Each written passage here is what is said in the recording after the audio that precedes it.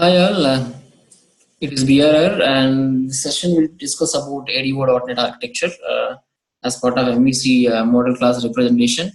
So how we are going to apply this ADO.NET to perform code operations with the help of model class and MVC architecture.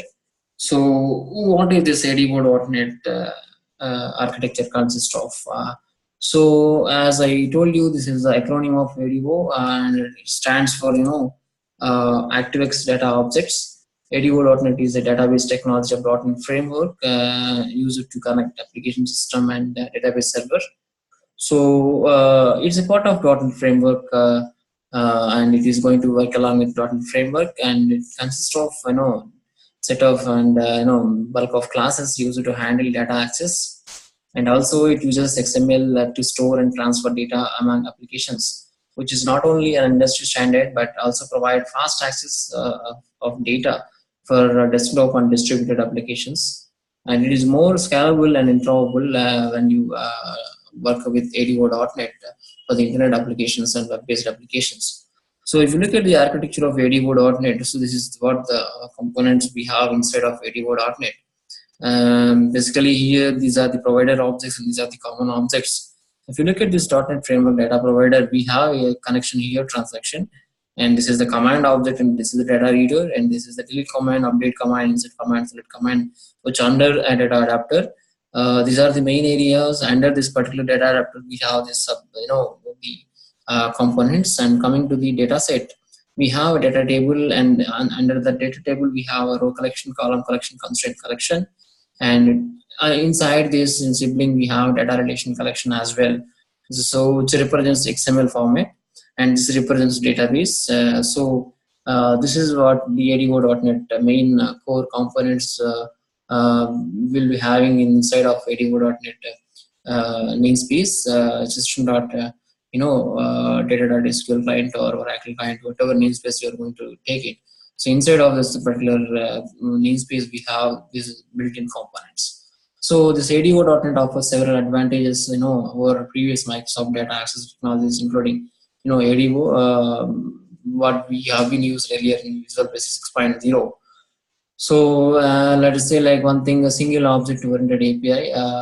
So that means to say ADO.NET provides a single object-oriented set of classes. There are different data providers to work with different data sources, but the programming model for all the data providers work in the same way. Like this is what the provider .NET Framework data provider, single object oriented provider. In this object oriented provider will be having all the components, and the same way you should be aware of only one adapter provider. You just need to change class names and connection string. So when you get into these things in very deeply, so you only going to mention the connection and the adapter command, the text and the stuff. These things are working on the same API object provider. So this is what the one advantage we have in ADO.NET. And coming to the next one, managed code. So ADO.NET classes are very easy to use and understand as they are object oriented in nature. So you can you instantiate this data set or data adapter class or connection command object class, and if you use this dot notation, you'll be seeing all the things in the object oriented notation format. So what is this managed code? So unmanaged and managed code, I think everybody aware of the unmanaged and managed code. So ADO.NET classes are managed classes. CLR takes care of language dependency and automatic resource management. So no need of worrying about it. And if you look at unmanaged code, it is compiling in MSL code, and again it has to compile an intermediate language, and it has to be understood by the operating system and framework. There are a lot of things I'm going to comes into the picture for the unmanaged code over the operating system and over the .NET framework. But when it comes to .NET, so CLR is going to take care of everything. It will convert the intermediate language, IL language, and it gives you the it gives to the framework, and on the framework it receives the response and gives to the client. So this is purely managed code, and no worries about the process, how it is going to execute, because if you look at unmanaged code, we have to destroy the object. We have to ensure everything is going to be destroyed once you use it.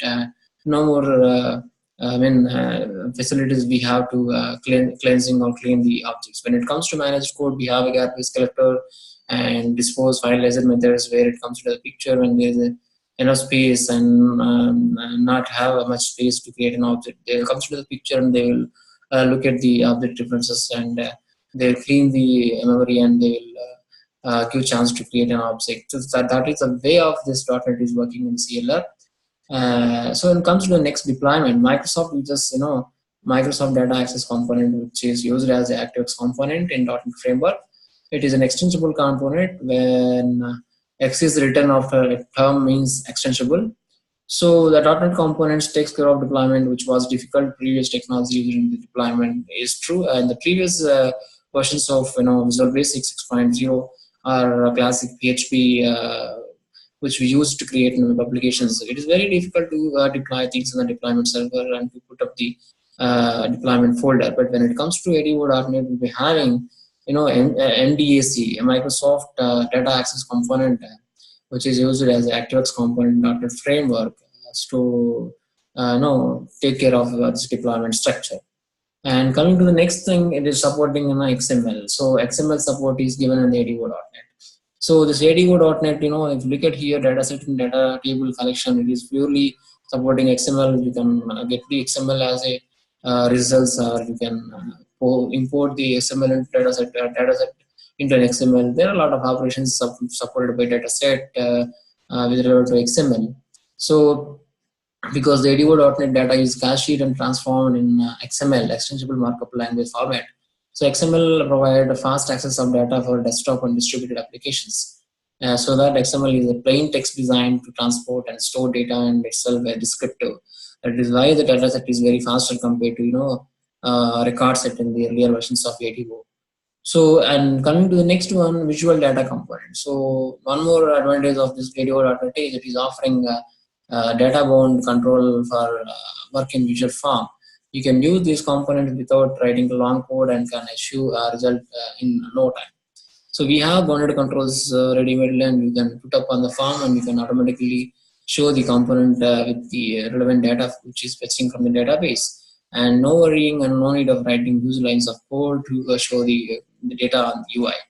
So this is these are the advantages comes into this particular ADO.NET compared to earlier ADO. So single provider object and XML support and managed code and XML support and deployment support.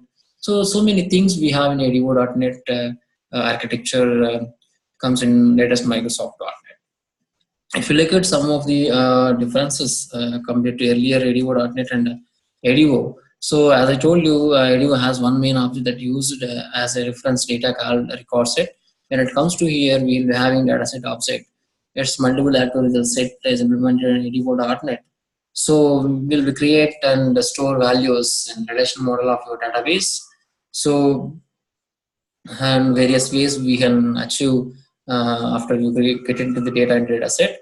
And coming to here, you can only work on connected manner. So it's coming to ADO.NET is a disconnected fashion. So that way you can reduce the burden on network bandwidth and multiple requests are coming and going on the network.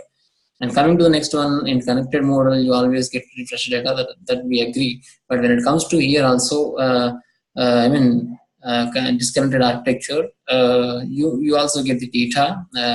Also, you have option to edit the data and show on the UI.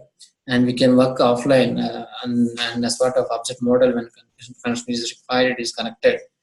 Connection object can be used in disconnected object also. So here we have two options based on the requirement. We can connect it, connection oriented or disconnected oriented in the ADO.NET, and no worries about the data, how fresh it is coming out. And it comes to ADO where so ADO allows you to process data in XML. Yeah, I'll agree. And same feature we have in ADO.NET also because it's supporting XML. So nice when you are working with other business applications, and also helps when you are working with firewalls because data is passed as HTML and XML. So it's a plainly descriptive manner. So it is very easy to transfer from one application to another application. So that is what the advantage of ADO.NET supporting this XML. Comes to the last one, ADO allows you to create client-side cursors only. So when you put some cursors to fetch the data very fast way, and ADO allows only client-side cursors, When it comes to ADO.NET, it allows both client and server-side classes. That way, you can increase the performance of getting retrieving of data from the database and the data sets. Hope you understand the differences of ADO and ADO.NET and the architecture of this ADO.NET provided by Microsoft and the components. Okay, thanks for listening to this video. Please subscribe more videos on this YouTube channel which is relevant to your ADO. Thank you.